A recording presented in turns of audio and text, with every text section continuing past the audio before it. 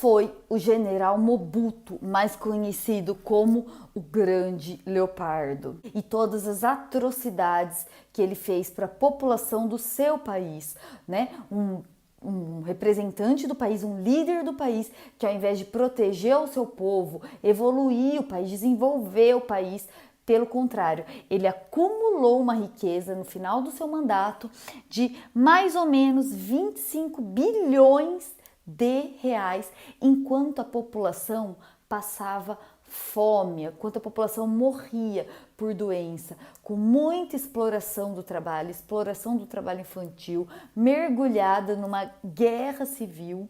Então tudo isso foi chamado o governo desse general Mobutu de Estado predatório. O que é isso? É quando o governo acumula riquezas e a população passa necessidades. Ele não se preocupa em criar programas de desenvolvimento e auxílio para sua própria população.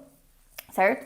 Então tá lá. Então ele foi um genocida, gente. Ele foi considerado o autor o responsável, né, por muitas mortes em seu governo. O seu governo foi uma ditadura. Ele assume o poder em 65, em plena Guerra Fria. Ele trai um cara que apoiou ele no passado. Olha só que traiçoeiro. Era um governo socialista que estava no poder, né, na antiga República Democrática do Congo, que ela já se chamava assim. E aí tinha todo o apoio da União Soviética. Ele entra como secretário, né, ou ministro, algo assim, desse governo. E aí, com o apoio dos Estados Unidos contra o socialismo, né, se espalhando por todo o mundo, ele assume o poder. E ali ele fica durante 32 anos. Então ele vira um ditador. Só que ele foi um ditador muito ruim para a população.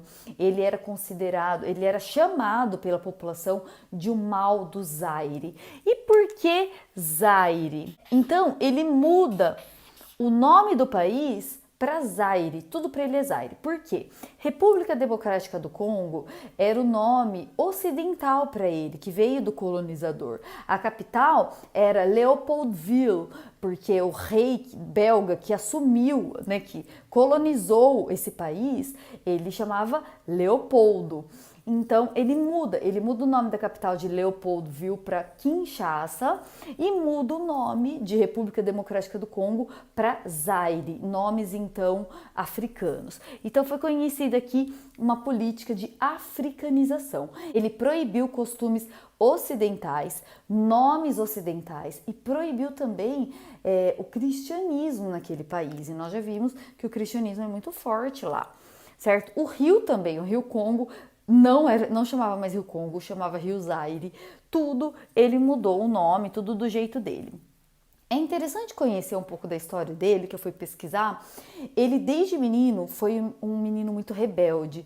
Ele perdeu a mãe muito cedo, o pai muito cedo, e ele foi para um colégio de freiras, né? Nesse colégio de freiras, ele foi expulso desse colégio, de tão rebelde, de tanto que ele aprontava, de tanto que ele era contra o sistema, olha só, ruim desde menino.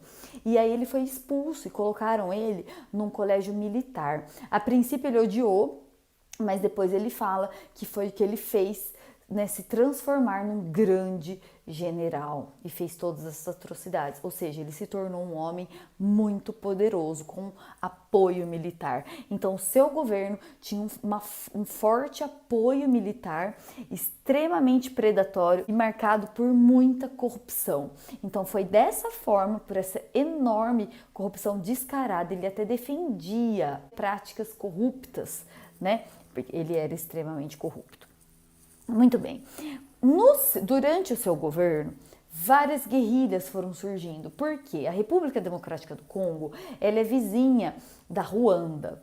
E não sei se vocês se lembram, tem até um filme que chama Hotel Ruanda. A Ruanda também, em 92, sofreu um forte genocídio também, uma guerra civil super cruel e sangrenta entre duas tribos, os Hutus e os Tutsis. Então tiveram muitas mortes. Assiste esse filme que chama Hotel Ruanda, ele é ótimo. E aí muitos refugiados Tutsis foram né, para a República Democrática do Congo.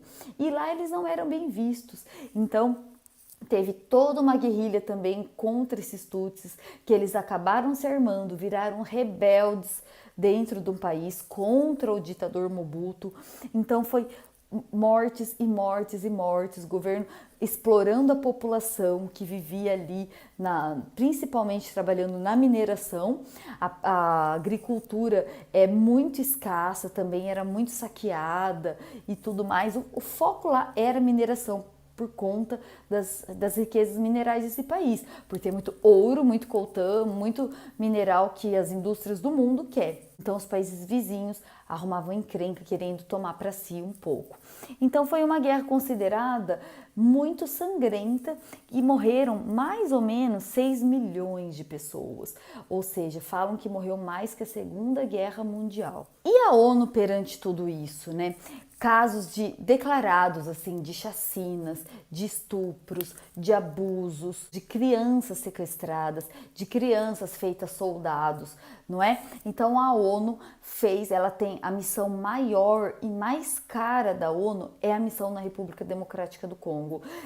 Os países demandam muita ajuda financeira para essas missões da ONU e principalmente o foco dela é ajudar contra problemas, né, de doenças e desgraças da guerra, mas principalmente a malária, a cólera, infecções, a subnutrição e também traumas, né, dessa guerra horrível.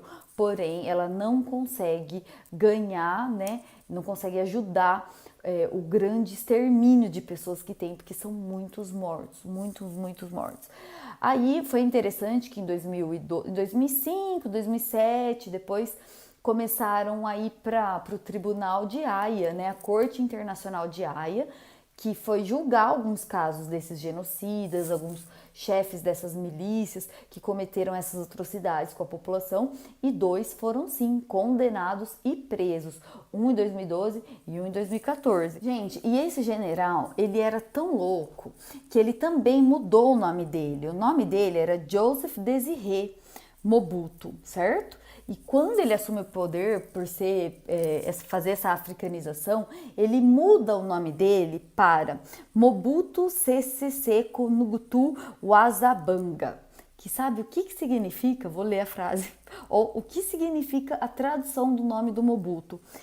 O guerreiro todo-poderoso que, devido à sua resistência e vontade inflexível, caminha de conquista em conquista, deixando atrás de si um rastro de fogo. Fecha aspas. Esse é o nome, o significado do nome desse ditador. Na verdade, gente, ele foi considerado, ele recebeu nomes, né, para a população de um mal do Zaire, para a comunidade internacional de um grande genocida, né? Então ele foi realmente muito ruim. Em 97 ele sofre um golpe e aí ele já estava todo desestabilizado, ele já estava com câncer e ele sai do seu país, vai para Togo e lá ele morre em 97 devido a esse câncer aí de próstata. Então, essa é a história do Mobutu e como ele afundou em todos esses seus anos de mandato um país tão rico, tão biodiverso, tão importante na África, no coração da África, uma pessoa conseguiu afundar um país.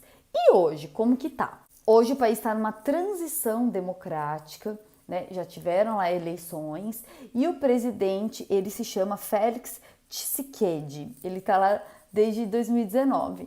Então, tá aí, né, começando, engatinhando ainda numa democracia. Quem sabe ele consegue virar, então, esse jogo de todo esse horror que sofre a República Democrática do Congo.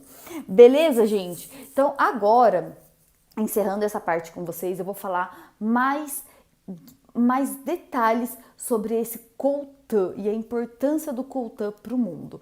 Vamos lá, então?